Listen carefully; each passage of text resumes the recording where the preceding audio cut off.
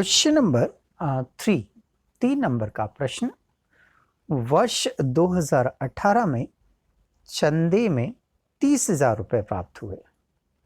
2017 के बकाया चंदे के 1,000 रुपये थे।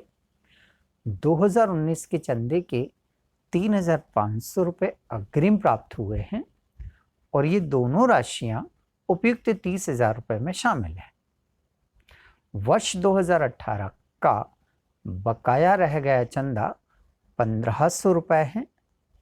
बताइए कि चंदे की कितनी राशि वर्ष 2018 के आय व्यय खाते में लिखी जाएगी। In the year 2018 received rupees 30,000 from subscription. Subscription of rupees 1,000 were in arrear for the year 2017.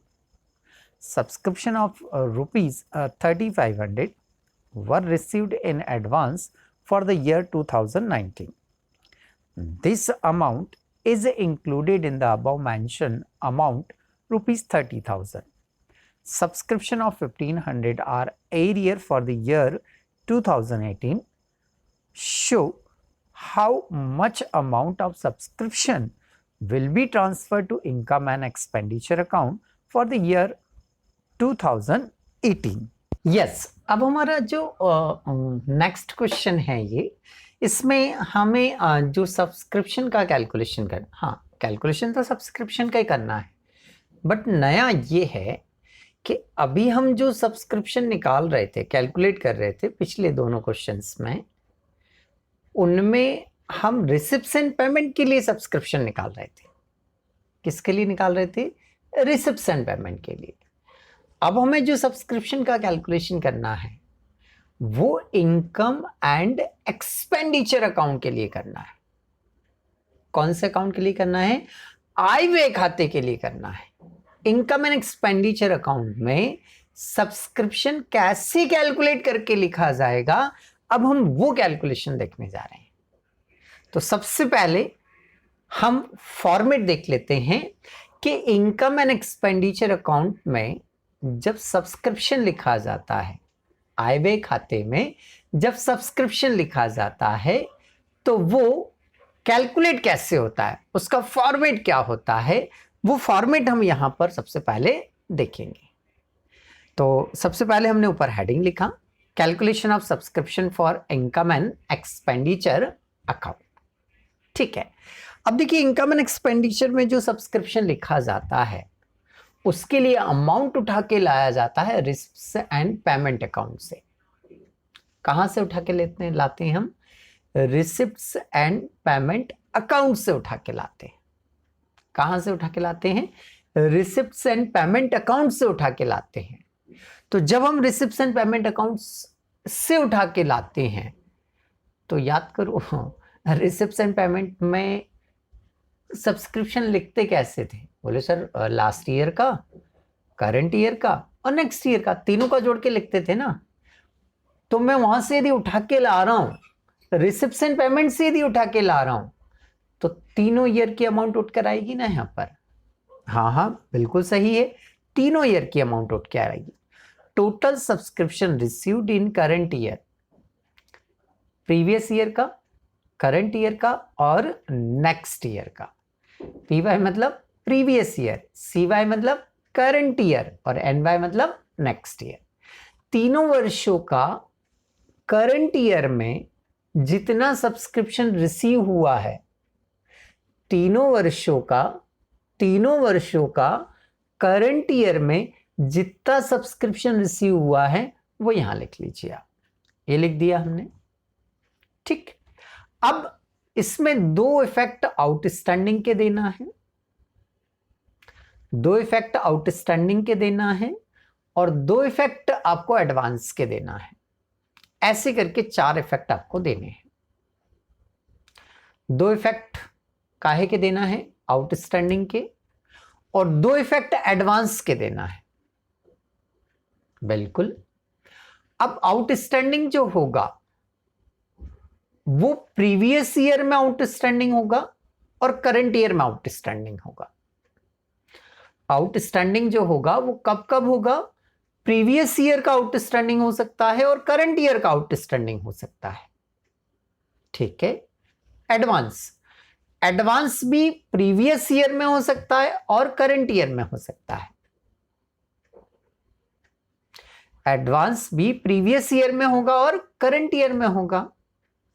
जो पिछले साल मिला होगा एडवांस वो इस साल का होगा, और जो इस साल में एडवांस मिलेगा वो अगले साल का मिला होगा। एडवांस मतलब क्या होता है? अगले साल का इस साल मिल जाना। तो यदि करंट ईयर में एडवांस मिलेगा तो वो कब का होगा? नेक्स्ट ईयर का। और लास्ट ईयर में एडवांस मिला होगा, लास्ट ईयर में एडवांस मिला होगा तो फिर वो करंट ईयर का होगा। ठीक है। तो मुझे 4 इफेक्ट देना है, 2 आउटस्टैंडिंग और 2 एडवांस। तो क्या इफेक्ट होते हैं? अब बस एक लाइन याद कर लो, बस एक लाइन याद कर लो कि करंट ईयर का आउटस्टैंडिंग ऐड होता है। करंट ईयर का आउटस्टैंडिंग क्या होता है? ऐड होता है। बस ये याद कर लीजिए, बस चारों याद हो जाएंगे। करंट ईयर का आउटस्टैंडिंग क्या होता है? ऐड होता है। बस इतना सा याद कर लीजिए आप। ठीक है। तो करंट ईयर का आउटस्टैंडिंग बताएगा तो क्या करेंगे? ऐड करेंगे हम। ठीक है, देखते हैं फॉर्मेट में। तीनों साल का जो रिसीव्ड अमाउंट है वो यहां लिख देंगे। अब इसमें हम इफेक्ट दे रहे हैं आउटस्टैंडिंग। देख पा रहे हैं हम? आउटस्टैंडिंग, बट कब का है ये? लास्ट ईयर का। मैंने क्या बोला था? करंट ईयर का आउटस्टैंडिंग होगा तो ऐड करेंगे। करंट ईयर का आउटस्टैंडिंग होगा तो ऐड करेंगे। तो ये लास्ट ईयर का है तो लास्ट ईयर का आउटस्टैंडिंग लेस होगा ना। फिर करंट ईयर का आउटस्टैंडिंग ऐड होता है तो लास्ट ईयर का आउटस्टैंडिंग क्या होता होगा? लेस ही होगा ना। इसलिए हमने यहां पर क्या किया? Less last year outstanding subscription received. Okay, इसका अमाउंट आ जाएगा। इन दोनों अमाउंट को ऐड करेंगे हम, यहां नोट कर देंगे हम। अब इसमें हम एक और आउटस्टैंडिंग का इफेक्ट देंगे। देखो मैंने लिखा ऐड करंट ईयर आउटस्टैंडिंग। मैंने बोला था ना आपको कि करंट ईयर का आउटस्टैंडिंग ऐड होता है। करंट ईयर का आउटस्टैंडिंग ऐड होता है। करंट ईयर का आउटस्टैंडिंग क्या होता है? ऐड होता है। तो इसमें ऐड कर देंगे हम। ऐड करेंगे तो यहां कुछ अमाउंट आ जाएगा। ये हो गए। अच्छा, करंट ईयर का आउटस्टैंडिंग क्या होता है? बोले सर करंट ईयर का आउटस्टैंडिंग ऐड होता है। अब बात एडवांस की करने जा रहे हैं, है ना।